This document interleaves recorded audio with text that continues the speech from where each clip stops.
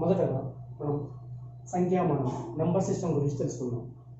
ఈ నెంబర్ సిస్టంలో మొదటిది సహజ సంఖ్యలు. సహజ సంఖ్యలని ఇంగ్లీష్లో న్యాచురల్ నెంబర్స్ అని కూడా పిలుస్తారు. Natural numbers. ఈ న్యాచురల్ నెంబర్స్ని n అనే సంఖ్యతో సూచిస్తాము. ఈ న్యాచురల్ నెంబర్స్ అనేవి మొదట 1 నుంచి స్టార్ట్ అవుతాయి. 1, 2, 3, 4 so on so natural numbers మొత్తము 1 నుంచి n నెంబర్ వరకు స్టార్ట్ అవుతూనే ఉంటాయి. రెండవది హోల్ నెంబర్స్. తెలుగులో పూర్ణాంకాలను పిలుస్తాం. పూర్ణాంకాలు. ఇంగ్లీష్కి వచ్చే లోపల హోల్ నెంబర్స్.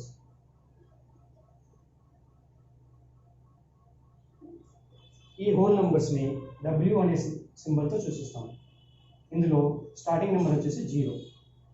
రిమైనింగ్ న్యాచురల్ నెంబర్స్లో ఏ నెంబర్స్ అయితే ఉంటాయో అన్ని నెంబర్స్ ఇక్కడ ఉంటాయి. 1, 2, 3, 4 n వరకు ఉంటాయి. ఈ రెండింటి నుంచి మీరు బాగా గమనించినట్టయితే హోల్ నెంబర్స్ అనేటివి న్యాచురల్ నెంబర్స్కి ఏ విధంగా లింక్ ఉందనేది. All natural numbers are whole numbers.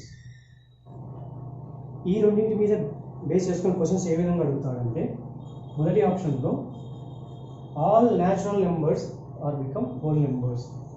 All natural numbers are whole numbers first option కింద.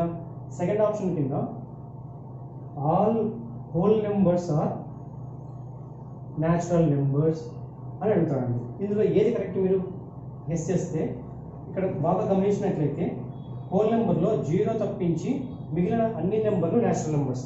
కాబట్టి all natural numbers are whole numbers. This one correct. Second option వచ్చేసి all whole numbers are natural numbers అని ఇచ్చారండి. ఇక్కడ మీరు చూసినట్టయితే all natural numbers, all whole numbers are natural numbers except 0. Remaining అన్ని okay, but 0 కూడా ఇంక్లూడ్ అయింది కాబట్టి all whole numbers are natural numbers తప్పు అవుతుంది. ఇక థర్డ్ నెంబర్స్కి వస్తే పూర్ణాంకాలండి. పూర్ణాంకాలను మనం ఇంగ్లీష్లో ఇంటీజర్స్ అని పిలుస్తాం. ఇంటీజర్స్. పూర్ణాంకాలని I లేదా Z అనే ఇంటీజర్స్తో చూపిస్తాము. ఇంటీజర్స్ అని పిలుస్తాము. వీటిని I లేదా Z అనే నెంబర్స్తో చూపిస్తామండి. ఇవి వచ్చేసి నెగిటివ్ నెంబర్స్ నుంచి స్టార్ట్ అయ్యి 0 కలుపుకొని పాజిటివ్ నెంబర్తో ఎండ్ అవుతుందండి. For example -3, -2, -1, 0, 1, 2, 3 and so on. ఇలా ఇక్కడి నుంచి ఇక్కడి వరకు ఉన్న నెంబర్స్ అన్నీ నెగిటివ్ నెంబర్స్. 0 తప్పించి మిగిలినవన్నీ పాజిటివ్ నెంబర్స్. క్లియర్గా చూసుకున్నట్లయితే ఇంటీజర్స్ని I లేదా Z అనే నెంబర్తో చూపిస్తాము. వీటిని ఈ numbers negative minus positive numbers కాంబినేషన్తో కలిపి ఉంటుంది. ఇప్పటి వరకు మీరు న్యాచురల్ నెంబర్స్ మరియు హోల్ నెంబర్స్ అండ్ ఇంటీజర్ లేదా పూర్ణ సంఖ్యలు ఈ మూడింటి గురించి తెలుసుకున్నారు. ఫోర్త్ వన్ వచ్చేసి ఇందులోనే ప్రైమ్ నెంబర్స్ అండి. Prime numbers. వీటినే ప్రధాన సంఖ్యలు అని తెలుగులో పిలుస్తాము. ఈ ప్రధాన సంఖ్యలు వచ్చేసి మీరు చూసుకున్నట్లయితే వీటిని ఏ విధంగా డిఫైన్ చేస్తామనేది ముందు తెలుసుకుందాం.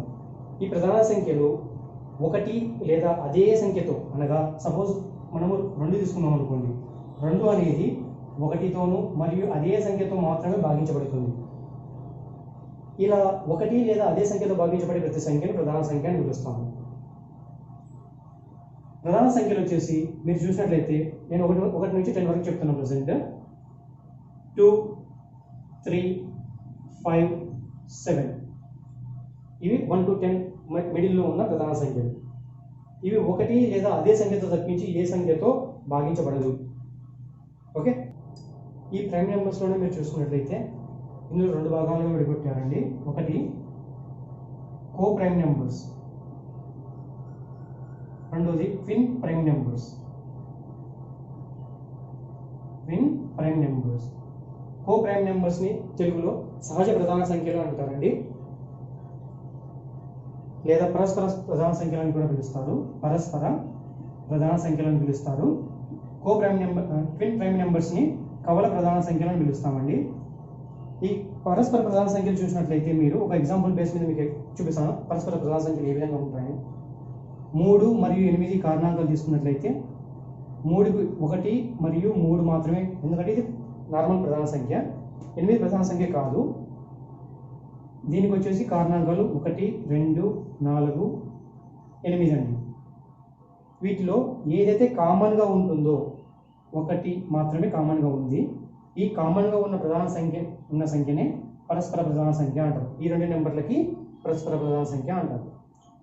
కవల ప్రధాన సంఖ్య అంటే ఏంటంటే ఏవైనా 2 ప్రధాన సంఖ్యల మధ్య డిఫరెన్స్ 2గా ఉన్నట్లయితే, మీరు ఎగ్జాంపుల్ చూసుకున్నట్లయితే 3, 5 వీటి రెండింటికి మధ్య డిఫరెన్స్ 2 ఉంది.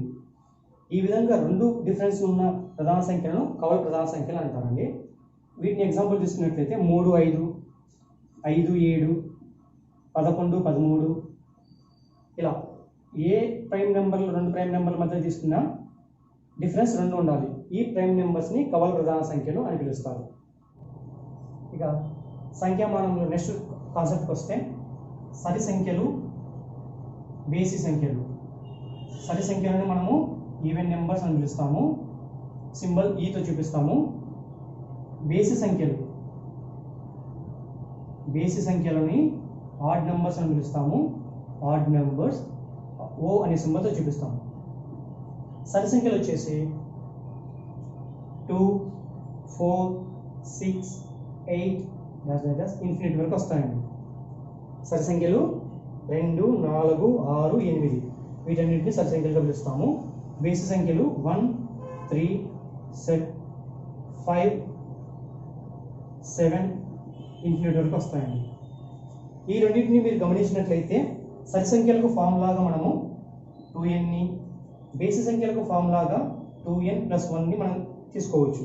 అది ఎలాగంటే n ప్లేస్లో 0 సబ్స్టిట్యూట్ చేసామంటే 0 వస్తుంది. 2 ఇంటూ 0, 0. n ప్లేస్లో 1 సబ్స్టిట్యూట్ చేసామంటే 2 ఇంటూ 1, 2. n ప్లేస్లో 2 సబ్స్టిట్యూట్ చేసామంటే 2 ఇంటూ 2, 4. అవే వచ్చాయి కదండి. 2, 4. ఒకవేళ 3 సబ్స్టిట్యూట్ చేస్తే 2 ఇంటూ 3, 6. 2, 4, 6. కంటిన్యూగా మీరు ఏ నెంబర్ సబ్స్టిట్యూట్ చేసుకుంటూ వెళ్తే సేమ్ ఈవెన్ నెంబర్సే వస్తాయండి. ఒకవేళ మీరు ఆడ్ నెంబర్స్ తీసుకున్నట్లయితే n ప్లేస్లో 0 సబ్స్టిట్యూట్ చేస్తాం. సేమ్ n ప్లేస్లో 0 పెడితే 2 ఇంటూ 0 + 1. 2 ఇంటూ 0, 0. 0 + 1, 1 అవుతుంది. సేమ్ 1 పెట్టారంటే 2 ఇంటూ 1 + 1. 2 + 1, 3. సేమ్ 2 సబ్స్టిట్యూట్ చేస్తారంటే 2 ఇంటూ 2 + 1. 4 + 1, 5. అలాగే 3 సబ్స్టిట్యూట్ చేస్తారంటే 2 ఇంటూ 3 + 1. 6 + 1, 7. ఇక్కడ ఉన్న నెంబర్స్ వచ్చాయి కదా. అలాగే వీటిని ఫార్ములా రూపంలో మీరు కన్వర్ట్ చేసుకోవాలనుకుంటే సరి సంఖ్యలకు వచ్చేసి 2n, బేసి సంఖ్యలకు 2n+1గా తీసుకోవచ్చు. Okay, got it. భాజనీయత సూత్రం, దీనినే డివిజిబిలిటీ రూల్ అని కూడా పిలుస్తారు. ఓకే, భాజనీయత సూత్రం. ఇందులో 2 చేత, 3 చేత, 5 చేత, 6, 9, 10, 11 ఈ నెంబర్లతో ఏ విధంగా ఒక నెంబర్ ఇచ్చిన నెంబరు 2 చేత ఏ విధంగా డివైడబుల్ అవుతుందా కాదా, అదే 3 చేత అవుతుందా కాదా అనే క్వశ్చన్స్ అడుగుతారు మిమ్మల్ని. ఇవి అవుతుందా లేదా అని వెంటనే చెప్పడానికి కోసం భాజనీయత సూత్రాలన్నీ డివైడ్ చేశారండి. అందులో 2 చేత భాగించబడుతుందా లేదా అని తెలుసుకోవడం కోసం ఇచ్చిన సంఖ్య ఏదైతే ఉందో ఆ సంఖ్య చివరి నెంబరు 0 కానీ 2 కానీ 4 కానీ 6 కానీ 8 కానీ ఉంటే ఆ నెంబరు ఖచ్చితంగా 2 చేత భాగించబడుతుందని చెప్పి మనం చెప్తాం. అదేవిధంగా 3 చేత భాగించబడుతుందా లేదా అని చెప్పడం కోసం ఇచ్చిన సంఖ్య ఏ సంఖ్య అయితే ఇస్తారో ఆ సంఖ్య మొత్తము 3 చేత భాగించబడితేనే సంఖ్య మొత్తము ఏదైతే ఇస్తాడో, సపోజ్ XYZ అనే సంఖ్య ఇచ్చాడు అనుకోండి, ఆ సంఖ్య యొక్క మొత్తం అనగా x plus Y plus Z అనేది మొత్తము 3 చేత భాగించబడాలి.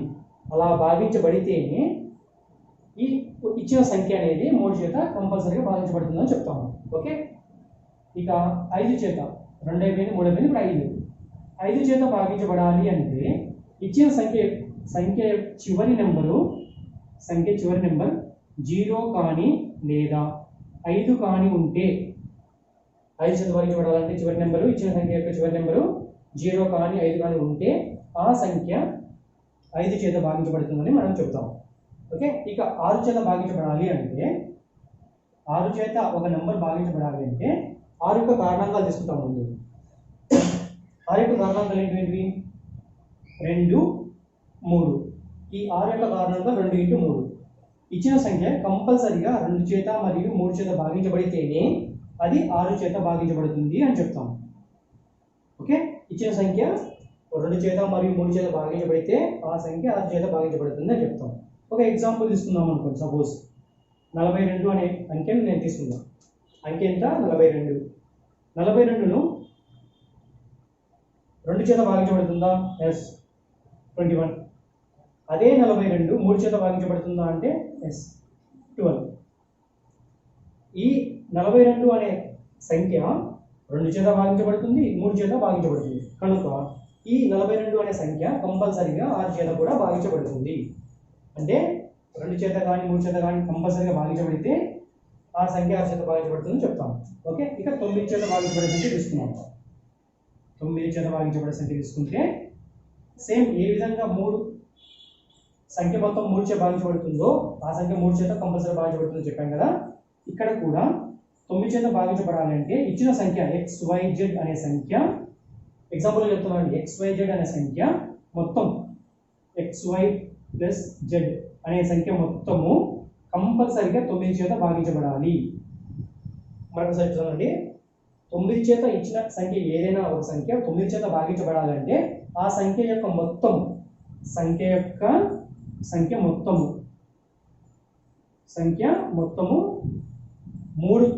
9 చేత భాగించబడితే ఆ సంఖ్య 9 చేత భాగించబడుతుంది అని చెప్తాము.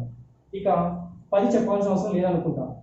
ఓకే, ఎందుకంటే 10 చేత భాగించబడాలంటే చివరి సంఖ్య 0 కానీ కంపల్సరీ 0నే ఉండాలండి.